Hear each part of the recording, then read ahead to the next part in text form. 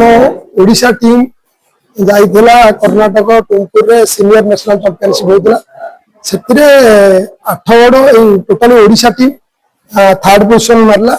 Third position मारला पर आमको जे खो खो इंडिया रो सभापति अच्छा अभिमन्यु सिंह से आमको गोटे अफर देले जे आपण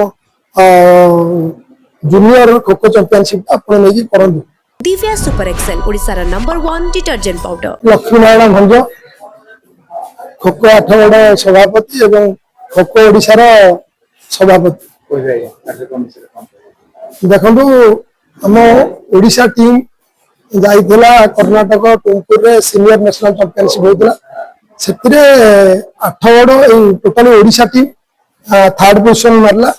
थर्ड पोजिशन मारला पर आमको जे खो खो इंडिया रो सभापति अच्छा अभिमन्यु सिंह से आमको गोटे अफर देले जे आपण जूनियर खो खो चैंपियनशिप आप नहीं करूँ। आम से बहुत विचार विमर्श कलु 8 गड़ आसिलु आमर जो मैंने क्रीड़ाविद थे खो खो जो मैंने सब खेला अन्य खेला मान बुझलु आम चाहूँ ये करने से स्वीकृति देते हाँ करूँ कले बहुत भल कथा। तेणु आम सब बजार कमिटी आपणकर 8 गड़ क्लब सब कमिटी समस्त विचार विमर्श पर आम 8 गड़ बर्तमान नेशनल जूनियर चैंपियनशिप करने को जाऊँ।